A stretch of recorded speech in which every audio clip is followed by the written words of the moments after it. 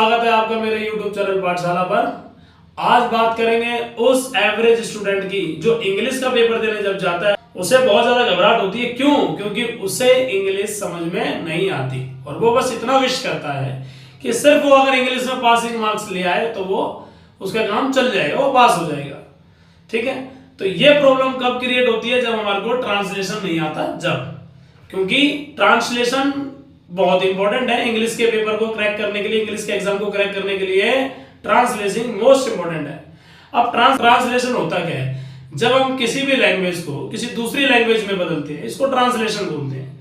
फिलहाल भारत के अंदर जो भागदौड़ चल रही है इंग्लिश से हिंदी बनाने की और हिंदी से इंग्लिश बनाने के लिए, उसके लिए हमारे को एक बेसिक ग्रामर की रिक्वायरमेंट होती है। अगर आपको ये बेसिक ग्रामर आ गई तो आप इंग्लिश का एग्जाम बड़े आराम से क्रैक करेंगे, इवन स्कोर भी कर पाएंगे। क्योंकि बिगर ट्रांसलेशन के ना तो आप ग्रामर पोर्शन उसका कर पाओगे और ना ही आप राइटिंग सेक्शन कर पाओगे और ना ही अपनी लिटरेचर ढंग से कर पाओगे। तो हमारे लिए ट्रांसलेशन बहुत इंपॉर्टेंट टॉपिक है।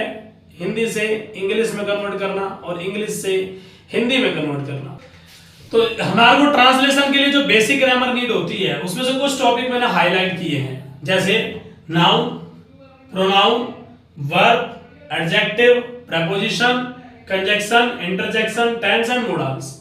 अब ये सारी ग्रामर तो हम लोग इतने कम समय में नहीं कर पाएंगे, तो हमारे लिए कौन सी इंपॉर्टेंट ग्रामर है जो हम जल्दी कर सकें? स्पेशली 8th, 9th और 10th क्लास के लिए कह रहा हूँ, स्पेशल 8th, 9th और 10th क्लास के लिए बता रहा हूँ। एक प्रीपोजिशन कर लो, एक कर लो कंजक्शन, टेंस कर लो, मोडल्स कर लो। ठीक है, क्या क्या कर लोगे? प्रीपोजिशन कर लो, कंजक्शन कर लो, मोडल्स कर लो, टेंस कर लो और एडजेक्टिव कर लो। तो ये 5 ग्रामर कर लो और हिंदी से इंग्लिश बनाना काफी हद तक आसान हो जाएगा। और दूसरी बड़ी बात है वोकैबुलरी। अगर आपको वोकैबुलरी नहीं आती, वर्ड मीनिंग नहीं पता, तो आप ये भी कुछ नहीं कर पाएंगे। क्यों?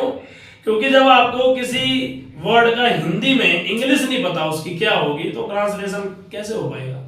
या इंग्लिश से हिंदी में कन्वर्ट कर रहे हैं तो इंग्लिश की जो वर्ड मीनिंग है वो हिंदी में पता होनी चाहिए, इंडिया के अंदर तो खासकर।